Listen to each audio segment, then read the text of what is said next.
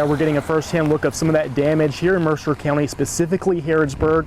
The emergency management director telling me that it caused a lot of tree damage and several buildings have been damaged, including these two homes on Cornishville Road, as well as a barn that collapsed. Lawmakers gavelled in about 3 o'clock this afternoon. They're currently in the beginning stages of this temporary flood relief bill.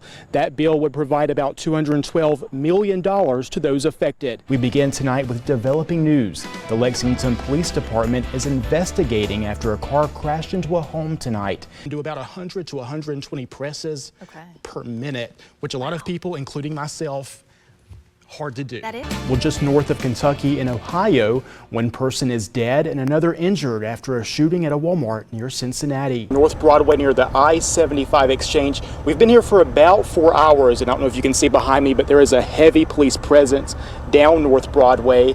Leaders and hardest hit flooded areas are pushing back the start of their school year as they continue to assess the damage. Well, the search has ended for an East Bernstadt man wanted for murder in a deadly shooting in Laurel County. And of course, you have all the fun carnival rides, but you also have this, the carnival food. This is a funnel cake, one of my favorite foods that you can find at fairs just like this. Almighty God, we need you right now. With tears streaming down many faces, the heartache continues. I'm sorry that it took a tragedy like this. Family, friends, and school leaders remembering the lives of 13-year-old Dion Williams and his 5-year-old sister Skylar, who tragically lost their lives 1 week ago. Dion always had A's and B's, came home on time, never fell asleep in class. Skylar inspired the most fun we had in class all year. Everyone loved cooking and eating. In life, those are the things that bring us together as family, friends, and communities. The cooking and eating, the time around the table. Their mother, Nikki James, booked in the Fayette County Detention Center hours earlier, charged in their murder.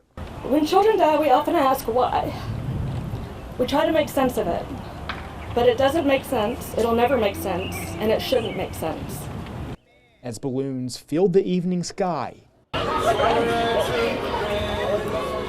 a final goodbye for those who knew the children best. Good for me as a teacher to know that there was and is a caring community around Skylar and Dion and their family.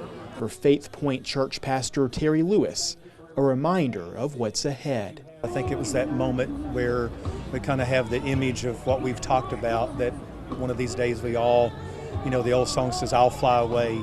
Just that moment of that we're no longer here, but we're in the presence of the Lord. We're still who we are. And Skylar and Dion still who they are, just in that precious place of rest in the arms of Christ. In Lexington, Justin Walker, ABC 36 News. The suffocating kind of torture. I just want to die. It's been nearly a year since Lisa Foster's daughter, Jordan Morgan, was shot and killed last February. But for Foster and her family, the pain and memories still linger. I would fix her a sack lunch. Here she's an attorney going to work, and she stops by for coffee, and I fix her a little sack lunch with a healthy diet meal in it.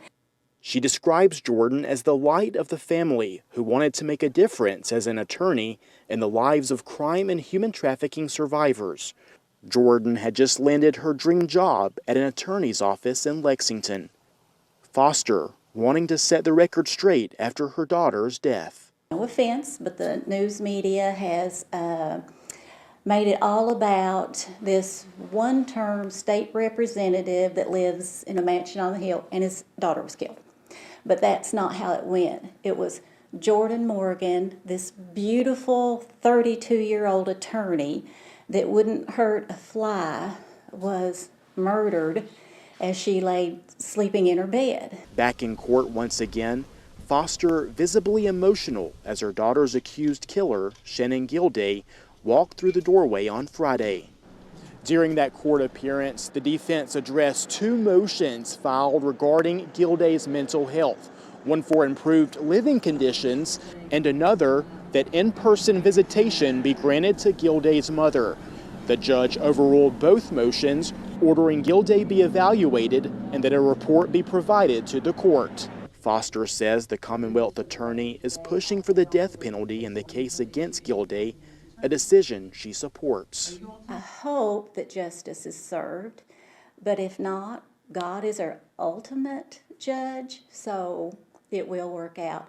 Meanwhile, Foster looking forward to the day she's reunited with her daughter once again. I have strong faith. That's what's kept me going. In Madison County, Justin Walker, ABC 36 News.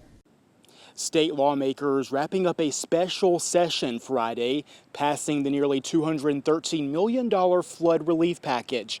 That money going to help Eastern Kentucky rebuild. Governor Andy Beshear signing the bill minutes after both chambers approved the fund. It's a good testament about how the process can work. Common goal, cooperation, and we have taken a strong first step.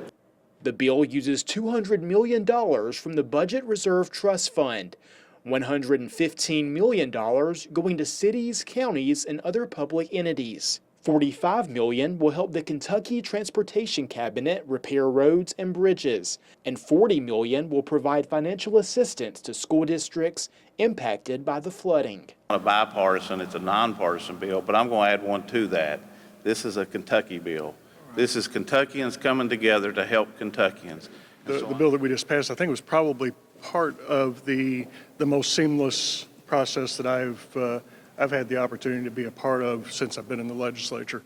Governor Beshear says some of the money addresses intermediate housing needs. Also provides us the infrastructure money right now to make sure as we work towards that long-term housing solution, we can be running the lines, laying the pipe that is necessary. Lawmakers say more money will be needed going forward as final assessments come in.